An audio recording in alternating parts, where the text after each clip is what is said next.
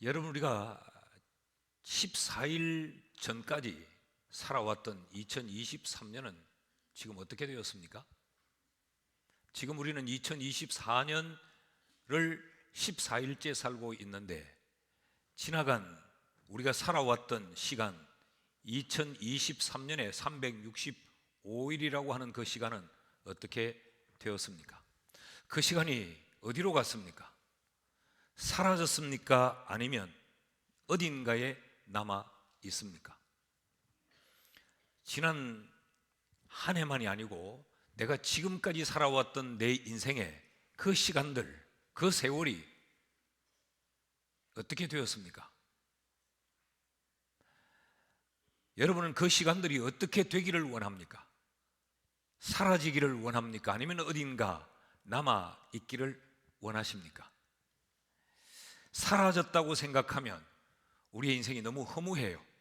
내가 살아왔던 삶의 시간들이 흔적 없이 어딘가 사라져버리고 없다고 하면 굉장히 허무할 것이고, 만일 그것이 어딘가에 차곡차곡 쟁여 있고 기억되어 있고 그대로 보관되어 남아 있다고 하면 어떻습니까? 만일 남아서 어딘가에 쌓여 있다고 하면 두렵지 않습니까? 왜 살아온 지난 인생의 시간들이 사라지지 않고 남아 있다면 그게 왜 두려울까? 우리가 살아온 그릇된 삶 때문에 그렇습니다.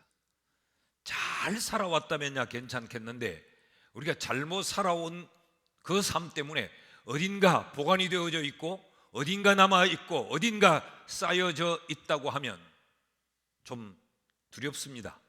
이사야서 53장 6절 말씀을 보면요, 우리는 다 양 같아서 그릇 행하여 각기 제 길로 갔거늘 여호와께서는 우리 모두의 죄악을 그에게 담당시켰도다. 우리는 다 양이다 그랬어요. 우리는 다 양이었기 때문에 우리는 그릇되이 행했다. 우리의 삶이 옳고 바른 건강한 삶만이 아니고 옳지 않고 바르지 못한 그릇된 삶을 우리가 살았고, 우리는 우리의 생각대로, 우리의 판단대로, 우리의 관념대로 우리의 길을 걸어왔기 때문에 하나님의 기준과 하나님의 시각에 비추어 보면 우리 살아왔던 삶들이 그렇게 자랑하고 내세우고 앞세울 만한 삶이 아니기 때문에 기억되어 있다면 두렵고 부끄러운 것이지요. 우린 요한복음 9장의 말씀을 쭉 살펴서 이제 10장으로 넘어왔습니다. 잠시 9장을 다시 한번 떠올려 보십시다. 9장은 앞 못 보는 소경과 그 소경을 둘러싸고 있는 사람들에 관한 이야기이지요. 이 소경이 예수님에 의해서 눈을 떴고, 소경이 예수님에 의해서 눈을 뜰 때 그 소경 주변에 있던 사람들이 보인 그 반응에 대한 내용들을 기록한 것이 9장입니다.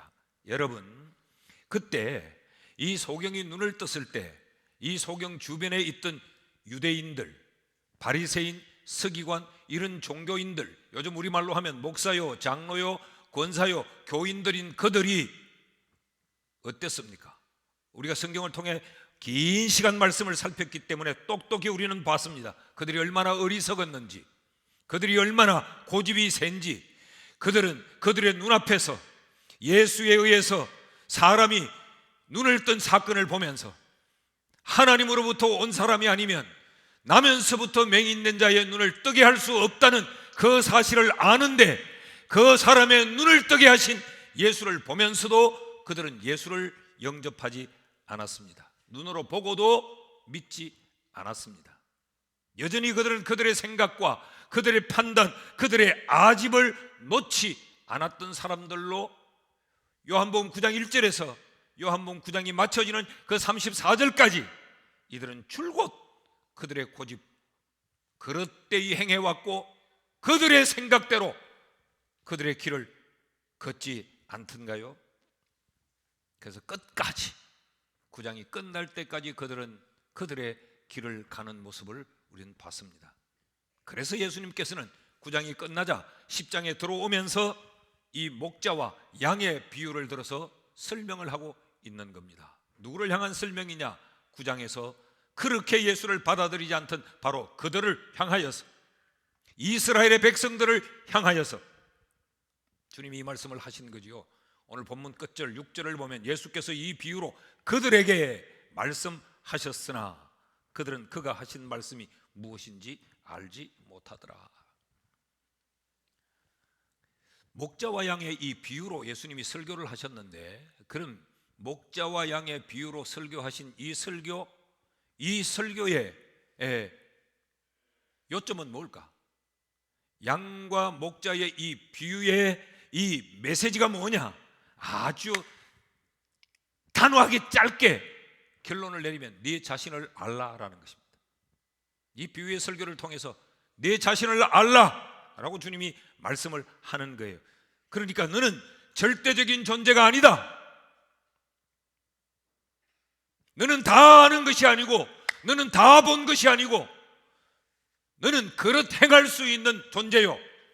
너는 네 고집대로 네 판대로 가는 그 길이 다 옳은 길이 아니다. 너는 무언가 네 인생에 필요를 가져야 될 존재이지 절대적인 존재가 아니다라는 메시지를 주고 있는 거예요. 그럼 예수님이 이 설교를 통해서 그들에게 너희에게는 이런 필요한 것들이 있다, 이것을 깨닫고 이것을 인식해야 된다라고 주신 그 메시지는 뭔가? 오늘 양과 목자의 비유의 이 서론격을 오늘 살피고 이 본문 역시 우리는 앞으로 몇 주간 계속해서 더 심도 있게 살펴볼 겁니다. 그 첫째는 존재의 인식이 필요하다는 것입니다. 자기가 어떤 존재인가, 그것에 대한 철저한 깨달음이 있어야 된다라고 지금 말씀을 하시는 거지요. 1절에서 5절을 보면 양의 우리, 또 양의 목자, 이런 표현이 등장을 합니다. 여기 목자나 양의 우리는 양에게 필요한 것이죠. 양에게 필요한 것. 그러니까 양에게 필요한 이 필요는 내가 양이라고 하는 인식이 있어야 목자도 필요로 하고 우리도 필요로 하는 겁니다. 양이 아니면 목자에 대해서 아무런 관심이 없습니다. 내가 양이 아니라면 양의 우리에 대하여 내가 마음 줄 일이 전혀 없는 거죠. 나는 양의 우리요, 나는 양의 목자다라고 하는 이 목자와 우리에 관한 이 이야기는 네게는 목자가 필요한 존재요, 네게는 우리가 필요한 존재요, 그러면 너는 양이야 라고 하는 것을 주님이 지금 그들에게 메시지를 던지며 깨우고 있는 것이죠. 그러니까 이 설교는 양이라는 인식이 부재한 9장에 그들을 향하여 주는 직접적인 메시지입니다. 여러분 다시 9장으로 잠깐 돌아가 보시죠. 9장의 이 사람들, 맹인 주변에 있던 사람들을 한번 생각하면서 맹인과 다시 한번 보십시다. 이 소경은 자신이 소경이라고 하는 자기 존재에 대한 인식이 분명했던 사람이에요.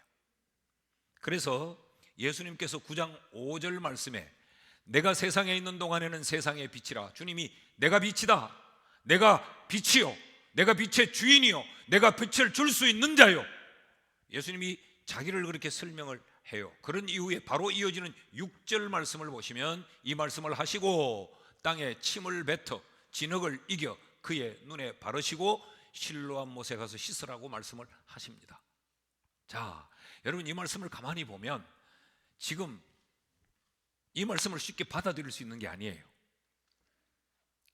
앞을 보지 못하는 소경에게 흙을 이겨서 그 눈에 바르고 실로암 못에 가서 씻으라. 그럴 때 여러분 한번 이 소경의 입장이 되어 보십시오. 이게 지금 이게 합리적이고 이게 상식적이고 이게 이성적인가? 충분히 의문이 생길 수 있죠. 아니, 내가 못 보는 사람의 눈에 이 흙을 쳐바르고 실로암 못을 찾아가라?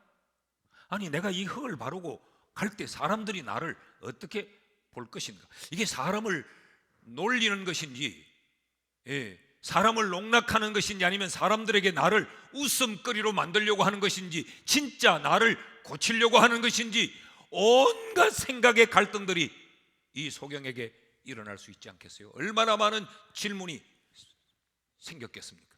왜 이래요? 이렇게 하는 이유가 뭐예요? 꼭 이렇게 해야 눈을 뜨나요? 당신 진심이에요? 온갖 질문들을 쏟아놓을 수 있을 텐데 성경에는 이 소경은 단 한마디의 저항도 질문도 없었습니다. 실로암으로 내려가서 씻고 밝은 눈으로 돌아왔더라라고 이야기합니다. 왜 그럴까요? 이 소경은 자신이 앞을 못 보는 소경이라는 인식이 확실했기 때문에, 이 사람이 빛을 하는데, 이 사람이 내 눈을 뜨게 해줄 수 있다는데 실로암 못에 가서 씻으라고 하니 씻으면 눈을 뜰 수 있겠다고 하는 믿음이 있었던 거죠. 그러니까 이 믿음이 어디서부터 출발되느냐? 자기 존재에 대한 인식으로부터 출발하는 거예요. 내가 소경이라고 하는 것 때문에. 그런데 이 소경의 주변에 있던 주변인들을 보십시오.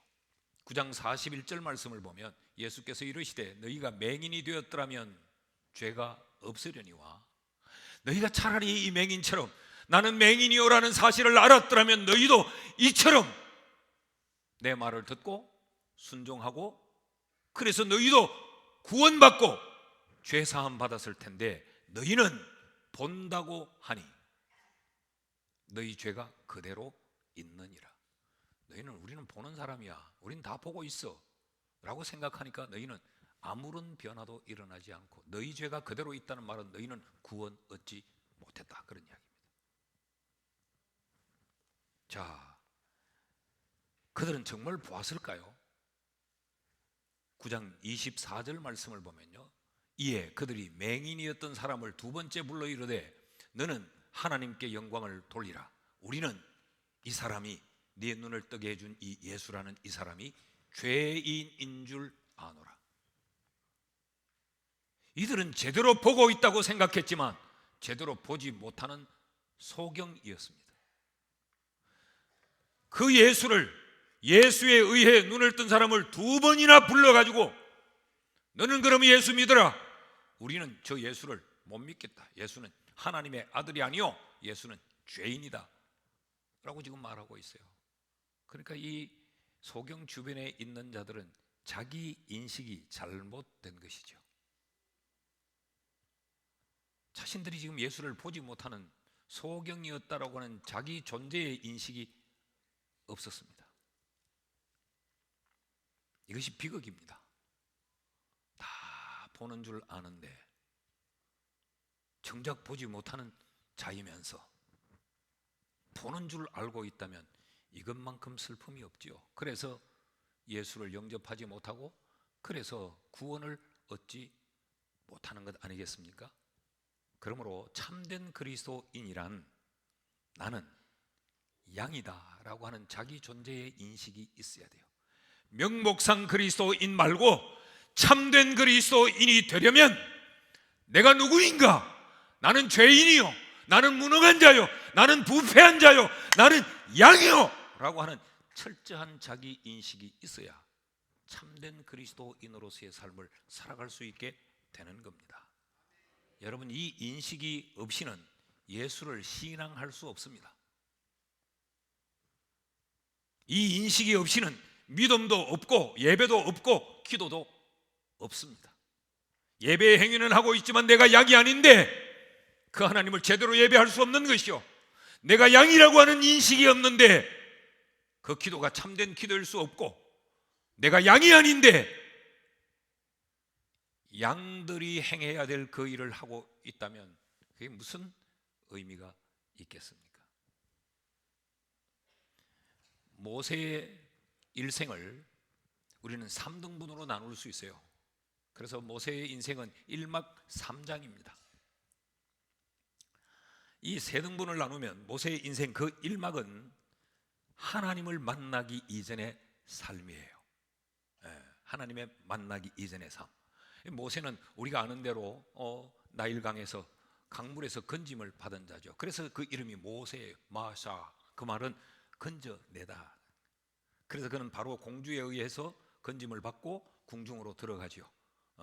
히브리 사람 모세가 애굽 궁궐에 들어가 그는 바로의 아들이 됩니다. 왕자가 됩니다. 그래서 그는 자신이 신분, 자신의 권력, 그래서 자기는 무엇이든지 다 할 수 있다고 생각했어요. 그래서 출애굽기 2장 11절에서 12절 말씀을 보면 모세가 장성한 후에 한 번은 자기 형제들에게 나가서 그들이 고되게 노동하는 것을 보니까 지금 이스라엘 민족은 애굽의 포로로 노예 생활을 하고 있는 거죠. 그래서 그 모습을 보다가 어떤 애굽 사람이 한 히브리 사람, 자기 동족 곧 자기 형제를 치는 것을 본지라 좌우를 살펴 사람이 없음을 보고 그 애굽 사람을 쳐 죽여 모래 속에 감추니라. 모세의 생각은 이랬던 겁니다. 내가 이 나라의 왕자인데, 최고의 권력자의 아들인데, 이 나라의 왕권을 물려받을 자인데 내가 사람 하나쯤은 내가 죽일 수 있다라고 생각을 한 거죠. 그뿐 아니라 또 13절 14절 말씀을 보면 이튿날 다시 나가니 두 히브리 사람이 이스라엘 민족을 말하죠. 서로 싸우는지라 그 잘못한 사람에게 이르되 네가 어찌하여 동포를 치느냐 하매 그가 이르되 누가 너를 우리를 다스리는 자와 재판관으로 삼았느냐? 네가 애굽 사람을 죽인 것처럼 나도 죽이려느냐? 모세가 두려워하여 이르되 일이 탈로 되었도다 하니라. 자, 모세는 애굽 사람에게 있었어도 나는 너를 죽일 수도 있어. 그리고 자기 동족을 향하여서도 나는 너희들의 시시비비를 판단할 수 있어 라고 생각했던 것이 모세의 일막의 인생이에요. 그러니까 모세의 일막, 하나님을 만나기 전에 그의 인생은 I am something, 나는 특별한 존재야. 이것이 모세의 일막 인생의 주제입니다. 나는 특별한 존재야. 그런데 모세의 이막의 인생에 들어오면 하나님을 만난 삶이 소개돼요. 이것이 미디안 광야에서의 모세입니다. 자, 그래서 모세는 미디안 광야로 도망을 칩니다. 도망자가 되어서 미디안 그 광야에서 양치는 양치기가 되어 양들과 더불어 살아가고 있지요. 어느 날 하나님이 그를 찾습니다. 그리고 모세를 콜링, 소명하셔서 그에게 미션, 사명을 맡깁니다. 출애굽기 3장 10절 말씀을 보면요, 이제 내가 너를 바로에게 보내어 너에게 내 백성 이스라엘 자손을 애굽에서 인도하여 내게 하리라. 이때 모세가 하나님을 향하여 어떻게 말하는지 바로 이어지는 11절 말씀을 보면요, 모세가 하나님께 이르되 내가 누구이기에 바로에게 가며 내가 누구이기에 이스라엘 자손을 애굽에서 인도하여 내리까 라고 말합니다. 이것이 하나님을 만났을 때의 모세의 삶이에요. 그러니까 이 모세의 이막의 주제는 I am nothing, 나는 아무것도 아닙니다. 나는 들판의 양치기에 불과하고 나는 이 민족 앞에 나설 수 없는 존재요. 그런데 내가 누군데, 이 말은 나는 아무것도 아닌데 내가 어찌 그 일을 감당할 수 있습니까? 이것이 모세의 자기 인식이에요. 나는 이런 존재예요 라는 인식입니다. 모세가 I am nothing, 자기 존재에 대하여 정확히 인식을 하자 모세의 인생의 산막이 열립니다. 모세의 인생의 이 산막은 하나님이 모세를 향해서 No, you are something, 하나님이 그를 특별한 존재로 여겨주시는 거예요. 출애굽기 4장 17절 말씀을 보면 하나님이 모세에게 이렇게 말씀하세요. 모세야, 너는 이 지팡이는 모세가 들판에서 양칠 때 쓰는 그냥 짝대기입니다. 이 짝대기를 손에 잡고 이것으로 이적을 행하라. 사람이 할 수 있는 일이 아니에요. 하나님에 의해 택함을 받은 사람만이 할 수 있는, 특별한 존재만이 할 수 있는 짝대기를 가지고 이적을 행하는 사람으로 하나님이 그를 세우시고 그를 이스라엘 민족을 인도하여 내는 지도자로 세워요. 광야의 도망자가, 광야의 양치기가 그 당대 세기의 절대 군주인 바로를 마주합니다. 그리고 하나님의 백성인 그 민족을 출애굽시키는 민족의 지도자가 됩니다. 여러분, 우리가 자기가 어떤 존재인가, 나는 양이요 라고 하는 자기 존재의 인식이 있을 때에 내가 I am nothing 할 때 하나님은 No, you are something 이라고 말하는 거예요. 착각해서 I am something 이러면 하나님은 No, you are nothing 광야로 몰아냅니다. 양을 쳐야 되는 현장으로 밀어냅니다. 그러나 오 하나님, 나는 하나님 앞에 죄인이요 허물진 자요, 나는 완전 부패한 자요 전적 무능력한 자입니다 라고 하나님 앞에 자기를 I am nothing 이라고 고백을 하면 하나님은 아니야, 너는 내가 사랑하는 자요, 너는 내게 있어서 소중한 자요, 너는 내가 쓸 수밖에 없는 특별한 자야 라고 말씀을 하시는 거예요. 옳습니다. 여러분, 우리는 양입니다. 성경은 우리를 양이라고 하는데 우리는 내가 양인 줄 몰라요. 우리는 연약합니다.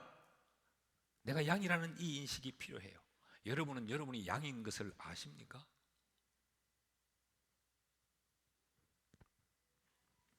지난 주일 저녁에, 우리 첫째 주일 저녁에 재직원 헌신 예배를 드리면서 제가 참으로 사랑하는 자를 향한 권면이라는 제목으로 요한 3서 1장에 있는 말씀을 전했죠. 그 요한 3서 1장 9절에 등장하는 인물이 하나 있었습니다. 내가 두어 자를 교회에 쓰으나 그들 중에 어뜸되기를 좋아하는 디오드레베가 우리를 맞아들이지 아니하니, 그 교회에 늘 자신이 어뜸이라고 생각하는 디오드레베라는 인물이 있었다는 거죠. 그리고 그 다음 이어지는 말씀을 보면 그가 교회에 그치는 자였다라고 이야기해요. 그러니까 이 디오드레베는 어떤 자입니까? 늘 나는 어뜸이다, 나는 something, 나는 이 사람들 중에 나는 그래도 조금 다른 사람, 나는 그래도 조금 특출난 사람, 이런 이야기죠. 나는 그래도 교회의 직분이 뭐요, 나는 이 교회 다닌 신앙의 연륜이 얼마나 됐고, 나는 그래도 기도하고, 나는 그래도 성경 보고, 너희와 나는 좀 달라 라고 생각했던 인물이 바로 디오드레베입니다. 로마서 3장 10절을 같이 한번 읽어보십시다. 시작. 기록된 바 의인은 없나니 하나도 없습니다. 이건 이렇게 읽어야 됩니다. 의인은 없나니 하나도 없다. 그 우리는 모두가 의인인 것처럼. 사랑하는 여러분, 2024년 이 한 해 우리가 실수하지 않고 정말 바르게 건강하게 살아가려면 나는 양이다 라고 하는 우리의 존재에 대한 인식이 분명하기를 축복합니다. 둘째로, 목자와 양의 이 비유를 통해서 주님이 우리에게 네게 무엇이 필요하다고 가르치는가 하면 너는 목자가 필요한 존재라고 하는 것을 인식해야 된다라고 가르쳐요. 옳습니다. 내가 양이라면 목자가 반드시 필요합니다. 2절 말씀을 보면요, 이렇게 기록했어요. 문으로 들어가는 이는 양의 목자니라. 그러니까 목자는 양에게 절대 필요적 존재예요. 왜 양에게는 목자가 필요한가? 두 가지 이유 때문에 그래요. 하나는 양의 특성 때문이고 하나는 목자의 역할 때문에 그렇습니다. 양은 우리가 생각하는 것과는 정반대의 동물입니다. 우리는 어떻게 생각해요? 양 하면 일단 유순하고 평화롭고 말 잘 듣고 말랑말랑하고 예쁘고, 우리는 이거 생각하죠. 여러분, 양이 정말 그랬다면 성경이 우리를 양이라고 말할 이유가 없습니다. 그렇잖아요. 성경이 우리를 양이라고 말한 건 우리가 유순하고 말 잘 듣고 착하고 어디 하나 버릴 게 없고 흠잡힐 게 없어서 우리를 양이라고 했겠어요. 양은요, 근시안입니다. 양은 20m 밖을 못 봐요. 그러니까 양은 앞에밖에 모르는 겁니다. 그래, 앞에 양이 잘못 가면 그 궁둥이만 보고 뭐 죽는 줄 모르고 따라가는 게 양이에요. 근시안일 뿐만 아니라 양은 방향 감각이 없습니다. 양은 좌우를 분별하지 못해요. 이 땅의 모든 짐승은 다 자기의 둥지로, 자기의 집으로 찾아가요. 우리 대한민국의 진돗개는 주인을 찾아간 이야기 가끔 나오잖아요. 뭐 200km를 주인을 찾아갔다는 등 그러죠. 모든 짐승은 이렇게 둥지를 찾아가는 방향 감각이 있습니다. 근데 양은 없습니다. 양은 스스로 우리를 찾아가지 못하는 게 유일한 양입니다. 자, 눈도 제대로 잘 못 봐요, 멀리. 그리고 방향 감각도 없어요. 그러면서 억수로 게으릅니다. 참 게으릅니다. 우리가 그렇잖아요. 눈 조금만 와도 깨어나가지고 예배 안 오고, 조금만 기분 나빠도 깨어나서 예배 안 오고, 아이고 귀찮다 오늘은, 아이고 뭐 이래 안 오고, 여기서 구미가 뭐가 뭔데 마음만 있으면 차 타고 오면 이 30분 40분이면 오는데, 아이고 뭐 오늘은 피곤하다 안 오고 게을러요. 그런데 고집이 엄청 셉니다. 고집이 셉니다. 자, 제대로 보지도 못하고 방향도 못 잡고 깨어러 터진 게 고집은 엄청 세요. 그런데 결정적으로 양은 자기를 지킬 자구책이 하나도 없습니다. 새는 빠른 날개짓이 있어서 위험할 때 날아가고, 부리가 있어서 그것으로 자기를 지켜내기도 하고, 어떤 짐승은 뿔이 있어서 자기를 보호하기도 하고, 또 어떤 동물은 가스를 쏴가지고 자기를 지키기도 하고, 자기 몸의 색깔을 싹 바꾸어서 자기를 지키기도 하잖아요. 어떤 짐승은 발이 굉장히 빨라서 날쌔게 도망을 가서 자기를 지키기도 하잖아요. 양은 아무것도 없습니다. 자, 그 말은 아무런 능력도 없다는 거죠. 앞을 보지도 못하고 멀리 보지도 못하고 좌우를 분별도 못한다는 말, 무지하고 무능하다는 이야기죠. 그러면서 고집은 억수로 씁니다. 이거는 죽을 수밖에 없죠. 그래서 양에겐 목자가 절대적으로 필요합니다.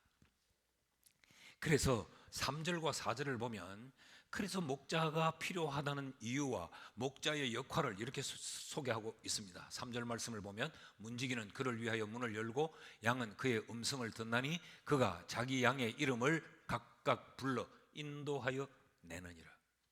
목자가 양의 이름을 불러요. 향미야, 시내야, 내 양을 부르면 양은 그 소리를 듣고 목자를 찾게 되는 거죠. 그러니까 목자는 양의 인도자요. 양은 자기를 인도할 목자가 반드시 필요한 겁니다. 4절 말씀을 보십시오. 4절은 자기 양을 다 내어놓은 후에 앞서가면 양들이 그의 음성을 아는 고로 따라오되, 자기 양을 우리에서 다 내어놓은 후에, 이 말은 내 양을 내가 철저히 보호한다는 말이에요. 한 마리의 양도 실족하지 않도록 다 내어 놓을 때까지 그 양을 찾는다는 거죠. 양에게는 이런 의미에서 목자가 절대적으로 필요한 거예요. 나를 보호해 줄 사람. 그게 목자라는 거예요. 다시 4절을 한 번 더 띄워주시면, 자기 양을 다 내어놓은 후에 앞서가면 양들이 그의 음성을 아는 고로 따라가는지라. 멀리 보지들 못하고 방향 감각이 없으니까 목자가 앞서서 가면 그 다음 양이 그 뒤를 따라갑니다. 목자가 가면서 이름을 부르고 소리를 내면 그 소리를 듣고 쭉 목자를 따라가는 거죠. 그러니까 목자는 양에게 있어서 안내자입니다. 그래서 초지를 안내하는 거죠.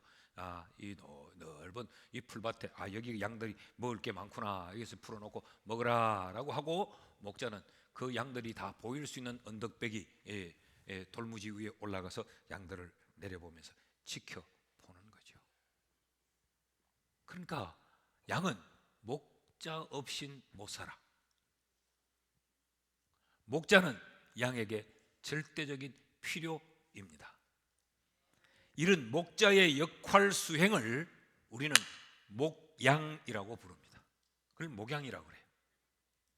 그래서 여러분, 제가 있는 제 방을 목사실 그렇게 안 부르고 목양실이라고 부르는 이유가 바로 그런 의미입니다. 목사를 목회자라고 부르는 이유가 목양을 하는 사람이라는 의미예요. 그런데 오늘의 교회는, 현대 그리스도인들은 목양을 거부합니다. 목양받기를 거부합니다. 내 신앙 내가 관리해. 그래서 스스로 목자가 되려고 합니다. 우리 지역의 목사님들, 전도사님들이 전화 오면 여러분 아주 귀찮아한 분들도, 목사님 전화하지 마세요. 내 신앙생활 내가 다 알아서 할 테니까. 목자의 필요를 인식하지 못합니다. 이것이 슬픔이요, 이것이 비극입니다. 가끔 1년에 한 번, 아니면 2, 3년에 한 번씩 이런 소리를 듣습니다. 목사님, 저는 이 교회에서 할 일이 없는 것 같아요. 교회가 크다 보니까 일꾼도 많고 잘난 사람들도 많고 그러니까 내가 쓸 자리가 없어요. 목사님, 그래서 나는 작은 교회에 가서 교회 섬기랍니다. 이러는 분들이 가끔 있어요. 얼른 들으면 굉장히 교회를 섬긴다는 아름다운 표현을 쓰고 그런 일에 헌신하려고 하는 듯 보이지만, 여러분 중요한 것을 망각하고 있습니다. 교회는 일하러 가는 것이 아니고 목양받으러 가는 것입니다.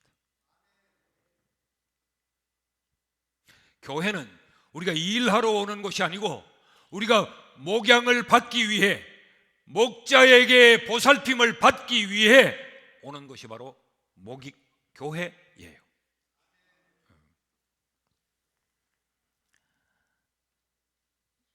그럼 이런 또 질문이 생길 수 있겠죠. 그럼 교회 와서 이런 봉사 같은 거 이런 안 해야 되겠네 이제. 여러분, 그것도 목양의 수단 속의 하나일 뿐이에요. 목양을 하기 위해서 양들을 저 들판으로 데리고 갑니다. 여기서 풀을 먹으라고 합니다. 이제 너는 털이 너무 기니까 털을 깎자고 깎입니다. 너 이렇게만 계속 게으른 데 앉아있으면 너 하반신 못 쓰게 돼. 그래서 목자가 양들을 데리고 이런 새끼를 낳고 나면 봄에 목자가 어미 양과 새끼 양을 데리고 먼 장거리 여행을 갑니다. 양들의 다리에 근육을 붙이기 위해서, 그리고 더 좋은 초장을 찾아가기 위해서 끌고 가요. 그러니까 교회 안에서 모든 봉사하는 이런 행위도 목양의 수단 안에서 이루어지는 것이지, 내가 내 원하는 대로 일하기 위해서 이루어지는 것이 아니에요. 여러분, 목양을 거부하면 굉장히 자유로운 것 같지만 목양을 거부하면 방황하게 됩니다. 이 초장에서 목자의 목양을 거부하고 내 좋은 대로, 내 멋대로, 가고 싶은 대로, 내 하고 싶은 대로, 어지럽구만. 이러면 어지러운 거예요. 그럼 굉장히 자유로운 것 같지만 들판을 방황할 수밖에 없습니다. 나는 오늘 3부 예배를 드리는 우리 성도들 모두가 2024년도는 목자를 필요로 하며 목자에 의해 목양받는 성도들이 될 수 있기를 축복합니다. 그냥 예배 시간에 한번 나와주는 것으로, 그래 한번 가서 예배 보는 것으로 끝나지 않고, 참된 그리스도인은 여기에서 이미 다 드러났어요. 참된 그리스도인은 목자의 음성을 듣습니다. 참된 그리스도인은 목자를 따라갑니다. 참된 그리스도인은 그 목자를 떠나 다른 곳에 가지 않습니다. 자기 임자가 있단 말이죠. 임자 없는 교인들이 참 많아요. 그러므로 우리는 겸손하게, 그리고 지혜롭게 목자의 필요를 인식하며 목자에 의해서 목양을 받는 이런 그리스도인으로 살아갈 수 있기를 축복합니다. 셋째로, 양과 목자의 이 비유를 통해서 우리에게 너희는 우리가 필요한 존재를 인식해야 된다라고 가르치고 있습니다. 여러분, 내가 양임을 알면 목자의 필요를 인식할 수밖에 없겠죠. 내가 양인 줄 알면 우리가 필요하다는 것을 인식할 수밖에 없어요. 우리는 어떤 곳인가? 오늘 본문은 보면 우리에서부터 시작을 합니다. 1절 말씀을 보면요, 내가 진실로 진실로 너희에게 이르노니 문을 통하여 양의 우리에 들어가지 아니하고 다른 데로 넘어가는 자는 절도요 강도며, 우리에 관한 이야기로부터 이 비유는, 설교는 시작이 됩니다. 그리고 목자의 역할도 우리로부터 시작해요. 3절 말씀을 보십시오. 문지기는 그를 위하여 문을 열고 양은 그의 음성을 듣나니 그가 자기 양의 이름을 각각 불러 인도하여 내느니라. 그러니까 목자도 우리로부터 시작하죠. 양도 우리로부터 시작하죠. 결국 목자와 양이 우리로부터 시작해서 목자와 양이 돌아오는 것이 어디냐? 우리로 돌아와요. 그러니까 우리는 양에게 있어서, 목자에게 있어서 시작이요 끝입니다. 그러니까 우리는 양에게는 절대적입니다. 있어도 되고 없어도 되는 것이 아니고 절대적인 것이에요. 근데 우리가 오늘 본문을 보니까 여기 이제 계속해서 좀 더 깊이 우리가 살피게 될 텐데, 여기 문지기도 나오고 목자도 있고 양도 있고 이 문지기는 또 뭐냐?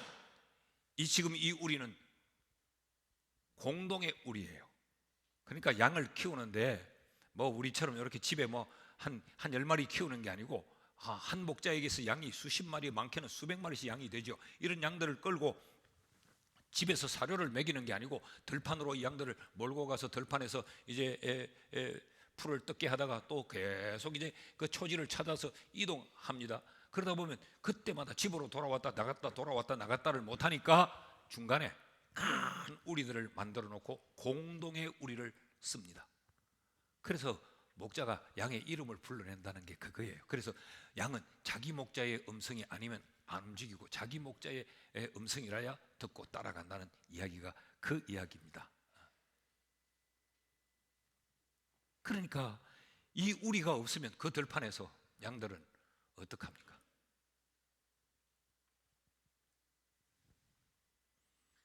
여러분, 이 우리는 오늘날 교회예요. 대한민국이라는 들판에, 이 들판 어느 한 모퉁이 대구라는 곳에, 그곳에 이 반야월에 하나님은 우리를 위한 우리를 만들어 놓으시고 우리가 이 우리를 통하여 살아갈 수 있게 하신 거예요. 그러니까 여기 있는 우리에게는 이 반야월 교회가 우리에게 절대적인 우리가 됩니다. 자, 그럼 이 우리의 역할이 뭐냐? 우리는 쉼의 공간이에요.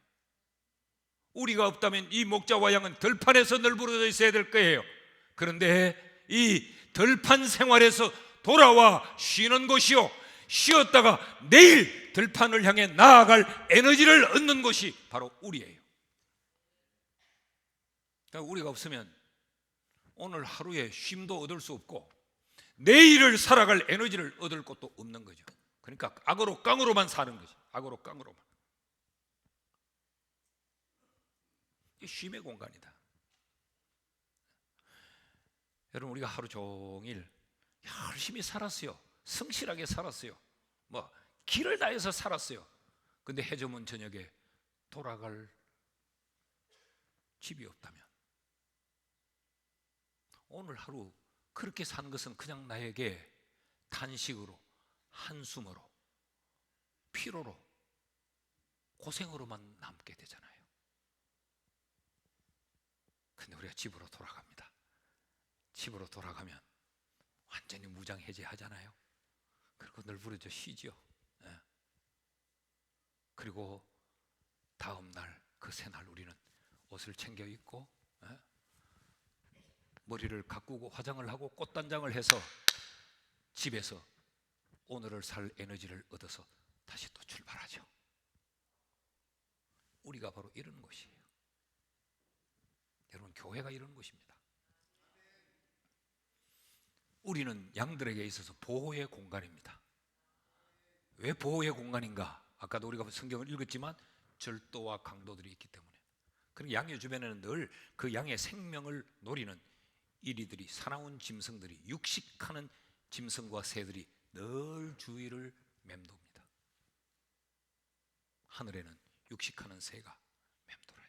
그래서 지혜로운 목자는요, 양들 속에 이렇게 앉아가지고 양들하고 섞여가 있지 않고 떨어진 곳에 언덕배기 돌무지 위에 목자는 올라가 앉아 있습니다. 얼른 보면 그 목자 저 위치는 쉰다고 보여지지만 그곳에서 자기 양들을 넓게 살펴봅니다. 그러다가 하늘에 낯선 형을 그리는 육식하는 새 한 마리가 아니면 몇 마리의 새떼들이 낯선 형을 그리고 있으면 저기 떨어진 내 양이 있는가 보다, 낙오된 내 양이 저기 있나 보다. 그럼 목자는 그곳을 찾아가 잃어버린 양을 찾아서 어깨에 메고 돌아오는 거예요. 그 어깨에 메고 돌아오는 그림이 바로 이런 배경에 있는 겁니다. 그러니까 우리가 없으면 보호를 받지 못하는 거예요.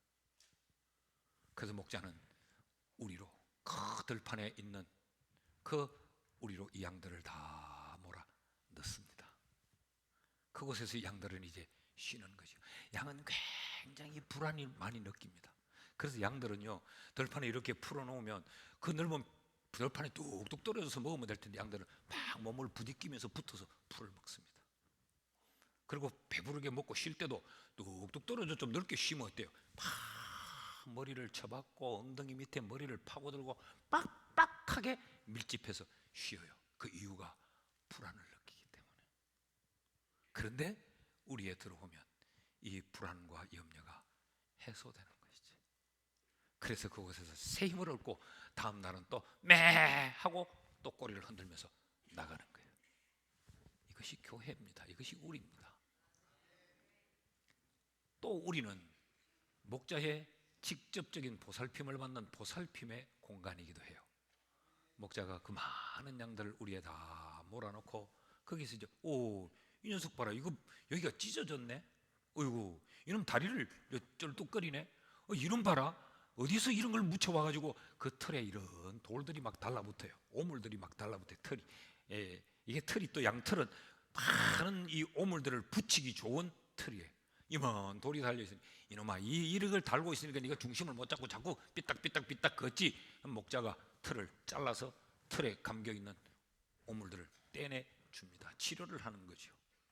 보니까 그 털 속에 이 해충들이 알을 썰어놨어요. 이래서 이놈이 늘 음식을 잘 못 먹었구나. 그것들을 걷어내고 약을 뿌리고 발라주는 거예요. 이게 우리에서 일어나는 일이에요. 여러분, 우리가 살아가는 삶의 현장에는 우리의 신앙을 좀 먹는 온갖 강도떼들과 절도떼들이 들끓고 있습니다. 제가 늘 말씀을 드리지만 기독교 서점에서 파는 책이라고 다 우리의 신앙에 유익한 건 아니에요. 우리의 신앙을 좀 먹는 책들이 얼마나 많은지 몰라요. 유튜버, 거기에 너무 속지 마십시오. 기독교 이름으로 나와 있는 유튜버들 통해 우리의 신앙을 좀 먹는 것들이 얼마나 많은지 몰라요. 자기의 이익을 위해, 수익을 위해서 아주 사람들의 관심을 갈 제목들을 붙여놓고 진리가 아닌 것을 진리처럼 비꼬아서 사람들을 미혹하는 게 얼마나 많은지 몰라요. 그러나 우리에서는 이게 잘못이요, 이게 이단이요, 이게 잘못된 거요, 이게 병든 거요, 여기서 우리가 확인하게 되고 여기서 우리가 치료를 받게 되는 것이죠. 교회는 우리의 보살핌의 공간이다. 여러분, 지역의 목사님들이, 전도사님들이, 기관의 교역자들이 여러분에게 전화하는 건 여러분을 보살피는 거예요. 병들지는 않으셨어요? 어디 미혹되지는 않으셨어요? 어디 낙오되지는 않으셨어요? 그걸 하는 거예요. 그러니까 그 교역자들이 전화하고 신방하는 게 얼마나 귀중한 일인지 몰라요.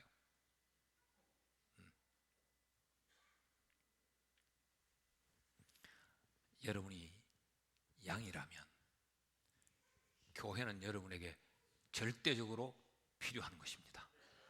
믿습니까? 네. 하나님을 아버지로 모신 자, 하나님을 아버지로 부르는 자가 교회를 어머니로 부르지 아니하면 그는 하나님을 아버지로 부를 수 없어요. 교회를 어머니의 품으로 인식하지 않는 자는 하나님을 아버지로 부를 수가 없습니다. 여러분, 우리 어머니와 우리 아버지가 부부예요. 근데 내가 아버지는 내 아버지로 인식하는데 어머니를 어머니로 인식하지 않을 수 없는 것처럼 하나님이 우리의 아버지라면 예수 그리스도의 몸인 교회는 우리의 어머니입니다. 우리는 이 어머니의 품인 교회에서 우리는 목양을 받아야만 하는 존재입니다. 여러분, 교회를 어떻게 생각하셨는지요? 혹 교회를 너무 가볍게 생각하지는 않으셨습니까? 그냥 내 마음대로 나가고 들 수 있는 것이고, 그저 내가 한번 가면 좋은 것이고 안 가면 그만이고, 그런 곳이었습니까? 아니면 교회는 내게 절대적으로 필요한 곳이야 라는 그런 생각이셨습니까? 우리 2024년은 교회를 중심으로 살아갑시다. 그래야 우리가 참된 그리스도인일 수 있고, 그래야 우리가 쉴 수 있고, 그래야 우리가 보호받을 수 있고, 그래야 우리가 양육받을 수 있고, 그래야 우리가 치료되고 회복될 수 있습니다.